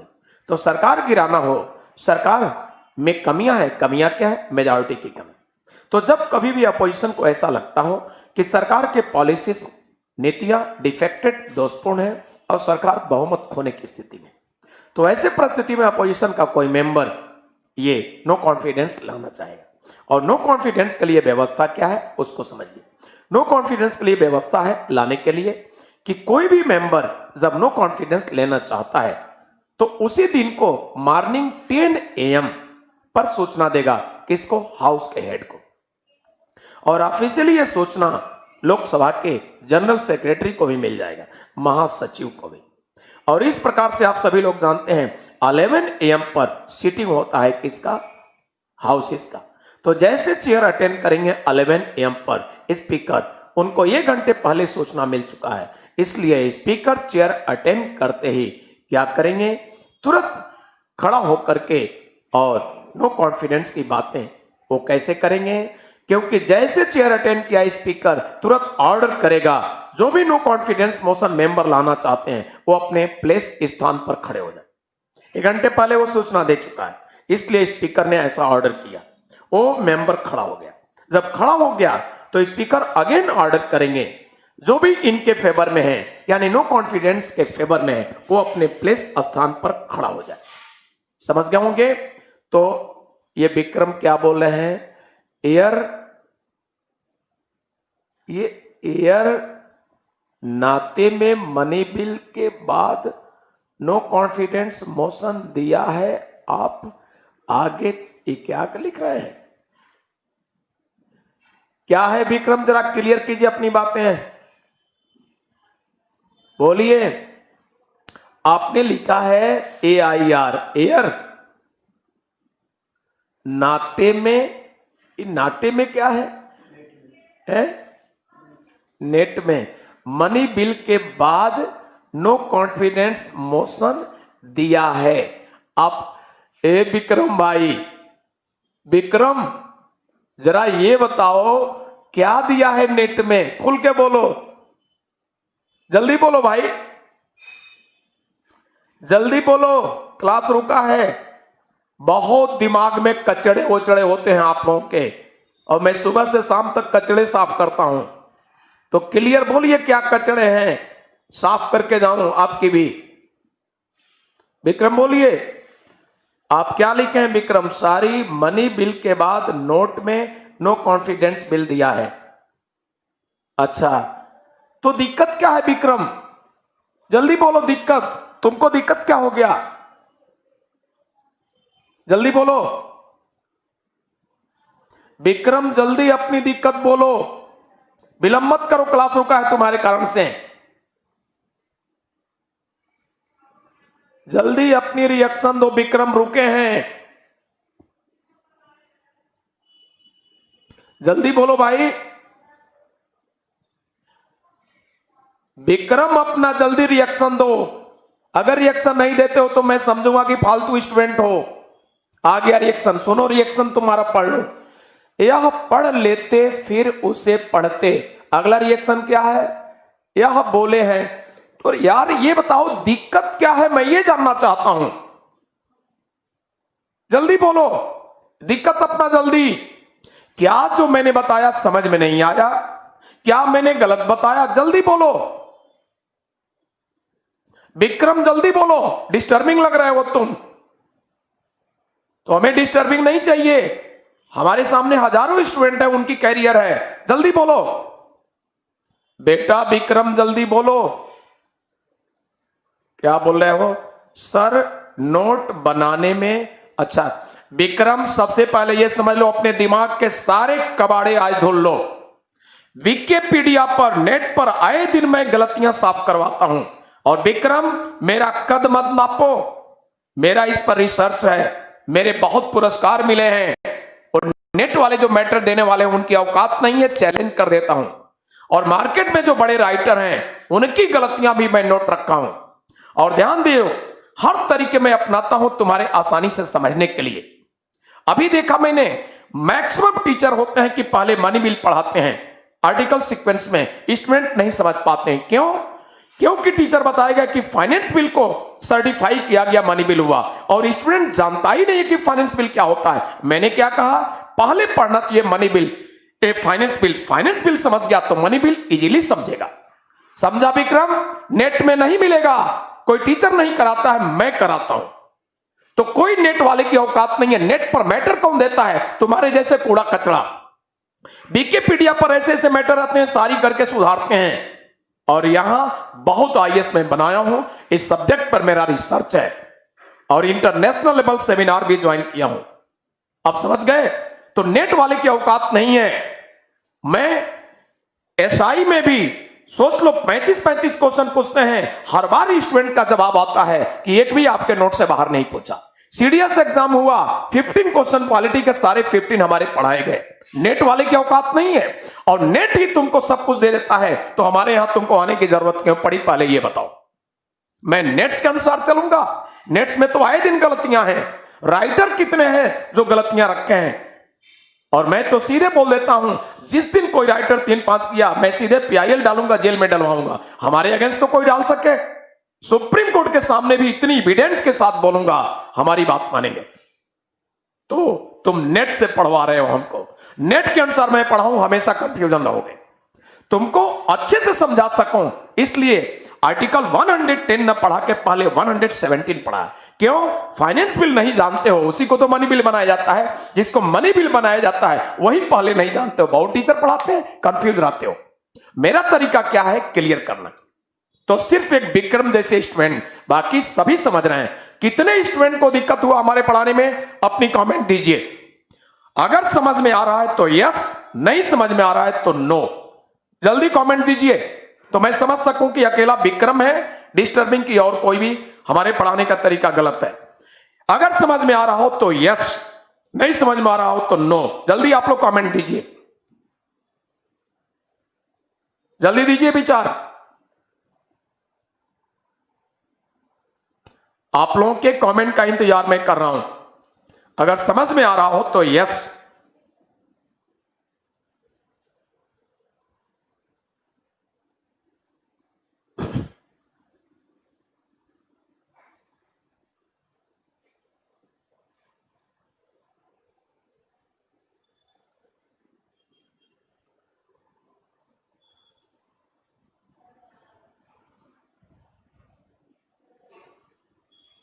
तो विक्रम समझ जाओ, तुम्हारे पढ़ने के तरीके गलत हैं। हमेशा एक अनुभवी टीचर ये प्रयास करता है कि जहां कॉम्प्लिकेसी है सिंप्लीफाई करके बताना। ये कॉम्प्लिकेसी अक्सर मैं देखता हूं, तो हमारा तरीका है इस तरह से करना। आप ये बताओ, वहां कोई रिलेशन नहीं है, नो कॉन्फिडेंस है उससे, और जबरदस्ती तुम टेंशन में हो। हमारे पूरे नोट्स को पढ़ना, उसके बाद से 3-4 बार पढ़ना, कोई एग्जाम का क्वेश्चन हो उसके बाद करना, एक भी क्वेश्चन उससे बाहर नहीं होगा, एक भी नहीं होगा। अभी हमारे नोट से बीपीएससी पिछली बार दिए हैं, ऑफलाइन जो बच्चे हमारे यहां पढ़ते हैं, हंसते हुए आकर बताए सारे क्वेश्चन मिल गया, ऑलरेडी के सारे क्वेश्चन। तो इस ढंग से पढ़ाते हैं कि कमीशन जब कोई नई तरीका अपनाता है मैं उसे पहले पढ़ा देता हूं। और मैं नेट के अनुसार नहीं चलता हूं, नेट हमारे अनुसार चलता है, ये ध्यान लो। नेट में लिखने वाले बच्चू होते हैं, मैं बच्चू नहीं हूं, लंबा समय दिया हूं इस टॉपिक पर, मेरा रिसर्च है और बहुत ऑफिसर बना चुका हूं अपने बल पर। तो बेटा ऐसे मत चलो, नहीं तो ऐसे नेट पढ़ते रह जाओगे, एज ओवर हो जाएगा और मैं चाहूंगा एज ओवर ना हो, जल्दी सिलेक्शन हो जाए। तो आ जाओ। तो यहां हम चलते हैं सेंसर मोशन। देखिए सेंसर मोशन और नो कॉन्फिडेंस मोशन पर आईएएस में यूपीएससी पूछ चुका है, पीटी में। समझ जाओ, ये नेट नहीं समझाएगा, नेट की औकात नहीं है जो मैं बताने चल रहा हूं। मैं डिफरेंट सबसे सर प्लीज, ये क्या लिखे है वो क्या है सर प्लीज, वो नेट, ये लिख क्या रहे हो, NET तो किसी का स्पेलिंग नहीं है। अच्छा नोट लिखा, नोट में नहीं है, कहां का नोट था भाई? अरे कोई भी नोट से यार, यहां सीक्वेंस की जरूरत ही नहीं है, काहे टेंशन ले रहे हो? कोई सीक्वेंस की जरूरत नहीं है, टाइम इतना वेस्ट किए बेकार, इतने का टाइम नुकसान हुआ। छोड़िए चलते हैं। पहली बात तो मैंने ये कहा है कि 10 मिनट लास्ट में ये सब काम हो तो ज्यादा अच्छा रहेगा। अब सोच लीजिए ये परंपरा चलाने से कितना नुकसान है, क्लास का टाइम नुकसान हुआ। तो हम हमेशा चाहेंगे कि लास्ट में 10 मिनट की बातें हो। क्या दिए हैं और ये क्या है? अरे सर आप कुछ दिन नहीं पढ़ाते, अजीब सी फीलिंग होती है। चलिए तो प्लीज आप लोग ऐसा दीजिए कि फ्लो में क्लास चले और 10 मिनट लास्ट में रखिए तो ज्यादा अच्छा होगा। अब बताइए आज ही छोटी छोटी बातों को लेकर टाइम वेस्ट हुआ, टाइम भी मेरे ख्याल से होने वाला होगा, तो क्या क्लास चलेगा? इससे टाइम हो भी गया। तो प्लीज ऐसा आप लोग न करें, एक फ्लो में क्लास चलने दें, लास्ट में 10 मिनट रखिए। और जानते हैं सच्चाई यह है कि आप लोगों से बड़ी होप उम्मीद है। ऑनलाइन से अभी जो कि कंटिन्यू क्लास चल रहा है, एक रिजल्ट आ गया, सोच लीजिए। और ऑफलाइन में भी इसी तरह से हमारे स्टूडेंट क्लास दे रहे हैं। सिर्फ मैं चाहूंगा एक प्रॉपर वे में हमको माहौल दें, हमारे सेक्शन में एक भी गलती की संभावना नहीं। आप सभी जानते होंगे यूपीएससी मेंस का भी बैच हम लोग ला रहे हैं, और यूपीएससी का देखिएगा, पीसीएस का देखिएगा, मेंस का राइटिंग मैं सिखाऊंगा। यहां कमीशन की औकात नहीं होगी कि हमारे सेक्शन में एक भी गलत करवा ले क्वेश्चन। इस ढंग से मैं पढ़ाऊंगा, ये कायम करता रहा हूं लगातार क्लास में। सिविल जितने वर्षों से मैं पढ़ा रहा हूं आईएएस का, तो ये क्लास में इस तरह से परफॉर्मेंस हमारे सभी टीचर के होंगे, इसी उम्मीद से हम लोग पढ़ाएंगे। अब कहीं से आप न सोचिए कि आपका कोई प्रॉब्लम होगा। सीक्वेंस की जहां जरूरत है सीक्वेंस, अभी मैंने बोला कि इस अमेंडमेंट बिल को यहां डिस्कस नहीं करूंगा इमरजेंसी पढ़ाने के बाद, लास्ट में आपको समझने में सुविधा हो, इसलिए क्योंकि इमरजेंसी समझ लेंगे तो आगे और आसान रहेगा। ये तरीका है इजी वे में अपने स्टूडेंट को ये नॉलेज प्रोवाइड करने का। तो हमारे अनुभव का लाभ उठाइए जो इतने दिन से पढ़ा रहा हूं, बिना इस तरह से किसी तरीका का जैसे तैसे पढ़ा हूं, आपको फायदा क्या होगा अब समझ गए होंगे। तो बस 5 मिनट टाइम दीजिए, मैं censure motion, no confidence motion की बातें कर लूं, देंगे ना टाइम 5 मिनट? चलिए पढ़ा लेते हैं। सेंसर मोशन एक ऐसा मोशन है जो इसको लाने के लिए व्यवस्था जो दिया गया है, कारण बताना जरूरी होता है। नो कॉन्फिडेंस मोशन को कंपेटिबली बता रहा हूं। नो कॉन्फिडेंस मोशन जो लाना होता है, कारण बताना आवश्यक नहीं। और आईएएस-पीटी में क्वेश्चन पूछा है कि सेंसर मोशन और नो कॉन्फिडेंस मोशन यानी निंदा प्रस्ताव, अविश्वास प्रस्ताव, दोनों में अंतर क्या है? उसमें सही अंतर यही पॉइंट था, लेकिन कल को यूपीएससी और भी पूछते हैं, मैं सारे अंतर बता दे रहा हूं। देखिए नो कॉन्फिडेंस मोशन बाउंडेड है, लोकसभा में लाई जाता है, इसके लिए बाउंडेशन नहीं। नेक्स्ट डिफरेंस देखिए, नो कॉन्फिडेंस मोशन अगर मेजॉरिटी मिल गया, पास हो गया, तो सरकार की छुट्टी हो गई। लेकिन सेंसर मोशन के द्वारा सरकार के एग्जिस्टेंस, सरकार के अस्तित्व पर कोई इफेक्ट, कोई प्रभाव नहीं पड़ता है। दूसरी चीज, ये नो कॉन्फिडेंस मोशन में वोटिंग होता है, बट सेंसर मोशन में वोटिंग नहीं होता, सिर्फ और सिर्फ गवर्नमेंट के क्रिटिसाइज होते हैं। आगे चलिए, no confidence motion complete government के आता है, अगेंस्ट आता है, यानी अविश्वास प्रस्ताव सरकार के अगेंस्ट आता है, एक सिंगल मिनिस्टर या मंत्री के समूह ने। लेकिन सेंसर मोशन जो आता है, एक मंत्री या मंत्रियों के कुछ मंत्रियों के समूह के अगेंस्ट आता है। सेंसर मोशन कंप्लीट गवर्नमेंट के अगेंस्ट नहीं आता। तो no confidence motion and censure motion यानी अविश्वास प्रस्ताव और निंदा प्रस्ताव, दोनों में डिफरेंस आप समझ गए होंगे। इसी के बाद नेक्स्ट क्लास में हम लोग डिस्कस जो करेंगे वो इस प्रकार से डिस्कस करेंगे। नेक्स्ट में हम लोग डिस्कस करेंगे ये होगा एडजॉर्नमेंट मोशन। तो नेक्स्ट क्लास में हम लोग डिस्कस करेंगे ये होगा एडजॉर्नमेंट मोशन।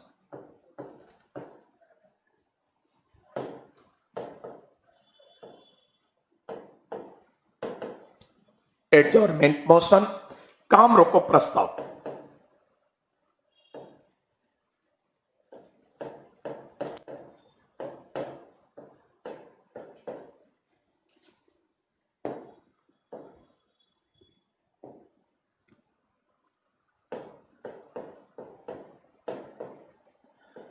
काम रोको प्रस्ताव, एडजॉर्नमेंट मोशन।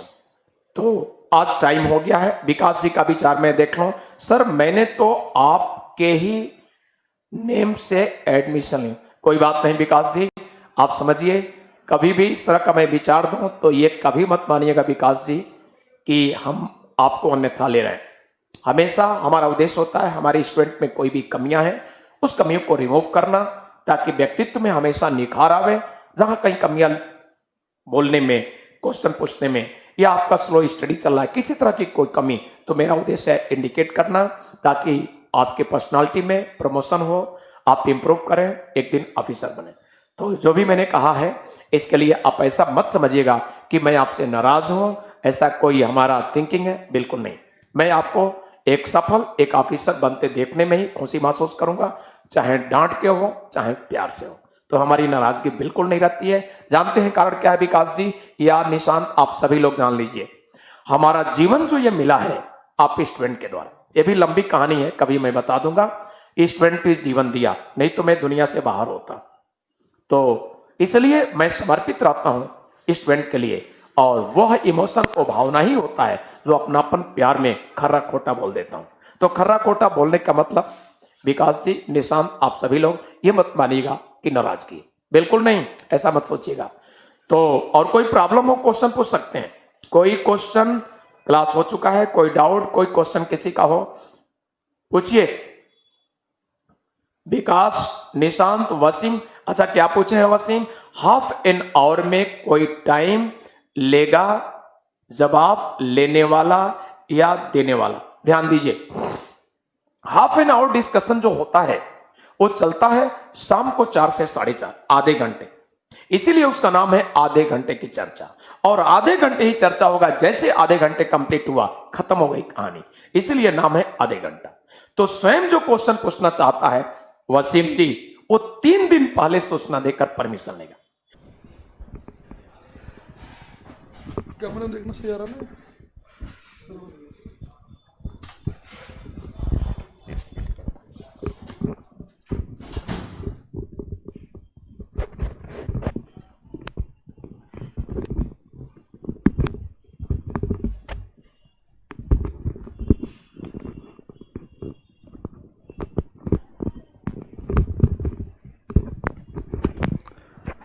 गुड मॉर्निंग सभी को।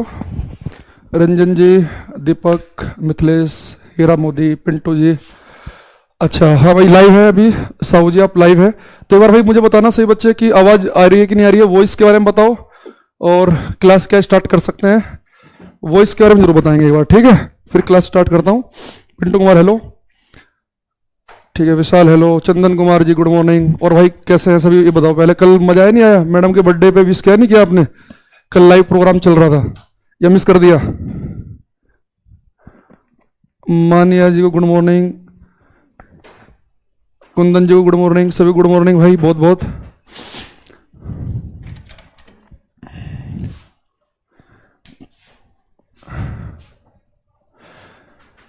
भाई वॉइस के बारे में बताओ ना, फटाफट बताओ वॉइस क्वालिटी के बारे में कि आवाज आ रही है कि नहीं आ रही है। फिर मैं स्टार्ट करता हूँ क्लास है।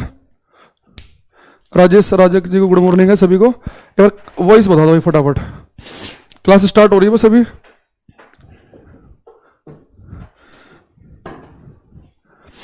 गुड मॉर्निंग भाई, बता दो एक बार वॉइस के बारे में बताओ सभी कि आवाज आ रही है कि नहीं आ रही है।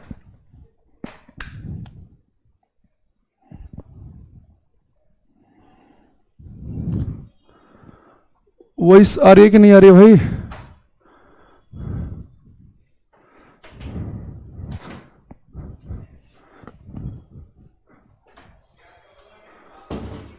मैम भेजना किसी को एक बार।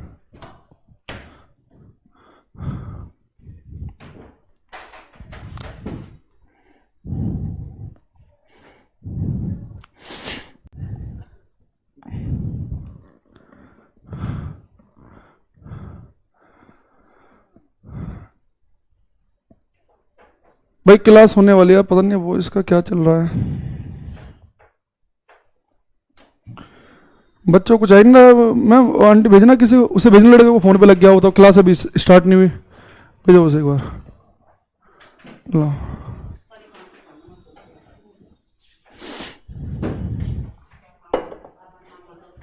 लाइव हुआ ही नहीं, बच्चे कह रहे कब से क्लास स्टार्ट होगी, कोई कुछ ना वॉइस जा रही है शायद, ना क्लास लाइव हुई है।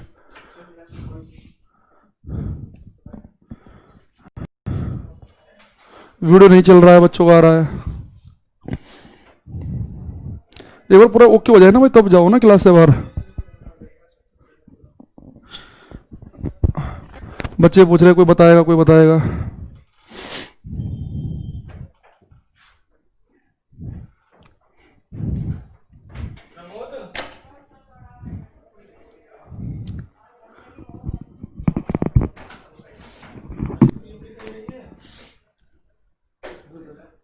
हो गया। चल ही नहीं रहा, पता नहीं क्या हुआ। अच्छा मैं बच्चों को बोल रहा हूँ, इससे आवाज आ रही है कि नहीं आ रही है। बच्चे बोल रहे हैं वीडियो कब चलेगी।